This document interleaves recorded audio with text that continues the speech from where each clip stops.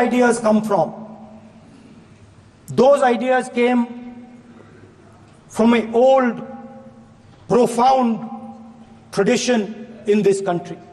Those ideas came from Shiva, from Guru Nanak, from Basavana, from Buddha, from Mahavir, from Kabir, from a list of people. So when we speak of the Constitution and we show the Constitution, of course it is a document of modern India, but it could never have been written without ancient India and her ideas. So when we look at this Constitution, we remember this list of people, all different variations on the same idea. And in front of us stand the people who follow a very different philosophical tradition. And I want to start my speech by quoting what the supreme leader, not of the BJP,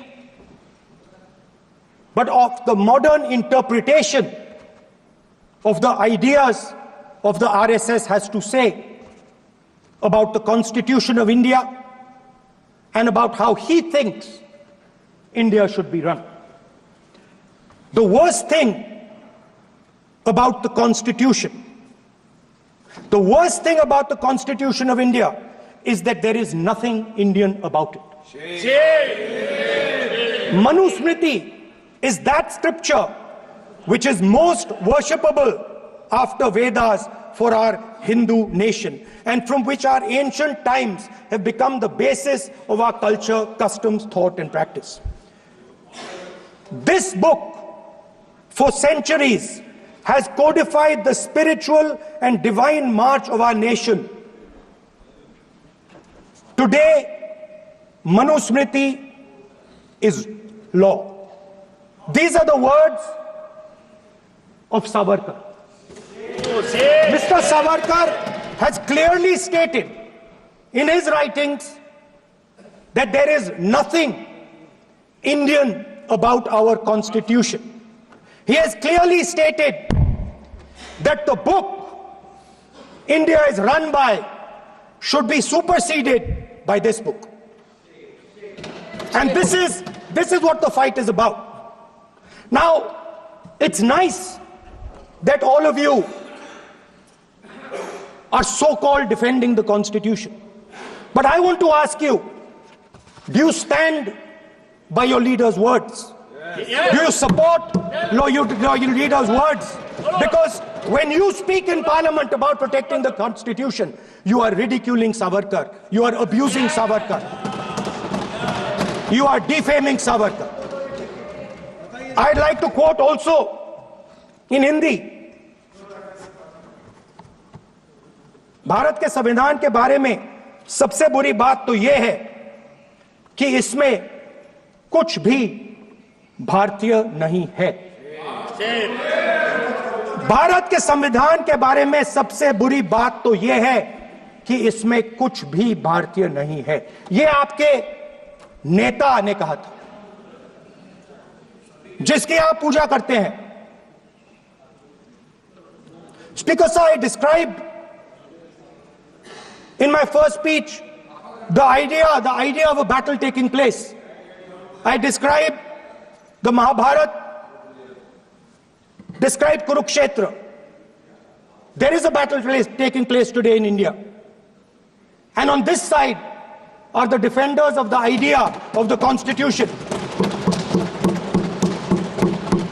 And from each state we have one.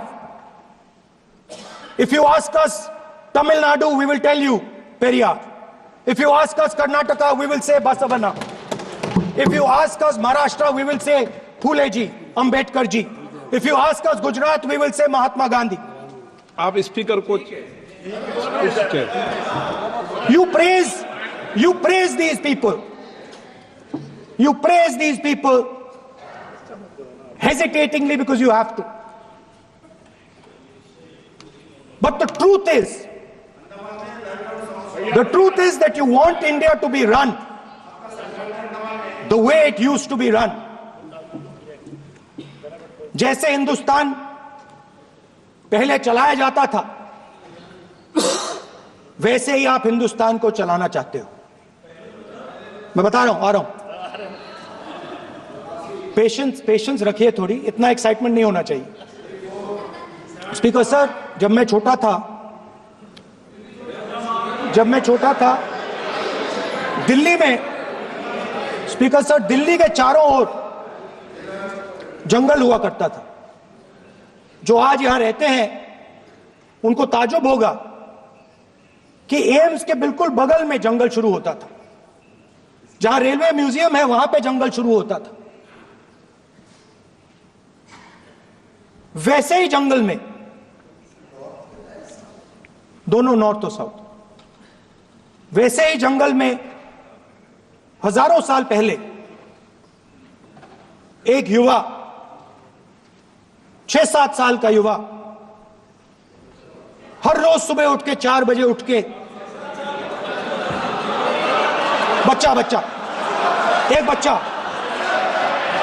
एक बच्चा, वाह बहुत बढ़िया, एक बच्चा 4 बजे उठ के तपस्या करता था। हर रोज सुबह तपस्या, हाँ, हर रोज सुबह वो धनुष उठाकर तीर कमान चलाता था और घंटे उसने तपस्या की, सालों के लिए उसने तपस्या की।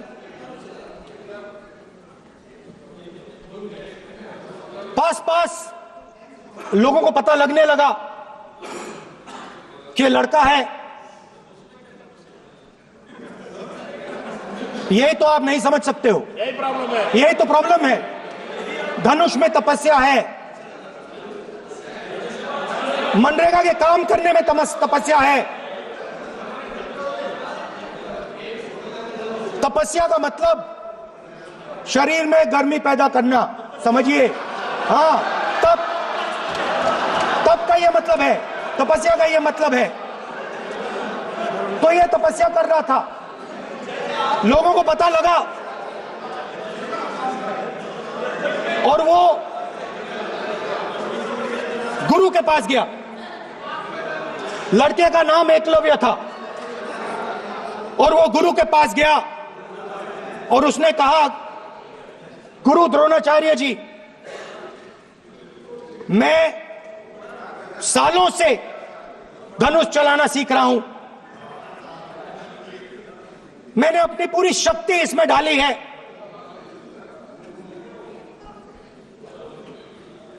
आप मेरी मदद कीजिए, आप मेरे गुरु बनिए। द्रोणाचार्य जी ने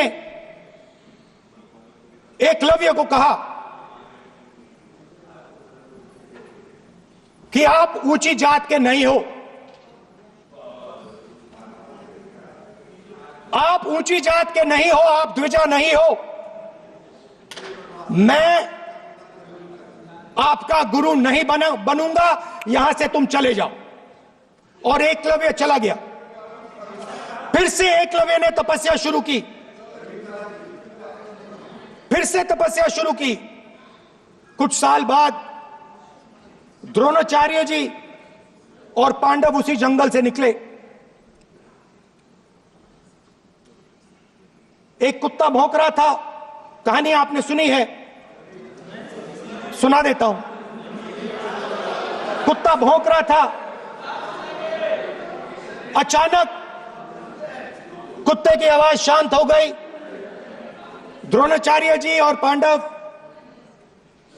पास गए और उन्होंने देखा कि तीरों के जाल में कुत्ता फंसा हुआ था। मुंह में तीर था एक, हाँ, मगर कुत्ता तीरों के जाल में फंसा था। एक तीर मुंह में थी, शांत था कुत्ता, मगर कुत्ते को चोट नहीं लगी। एकलव्य ने अहिंसा के साथ कुत्ते को शांत किया था। द्रोणाचार्य जी आते हैं और एकदम पूछते हैं, तुम्हें यह किसने सिखाया? एकलव्य जवाब देता है, द्रोणाचार्य जी, ये मैं सीखा हूं, मैंने तपस्या की है, घंटों मैंने प्रैक्टिस की है।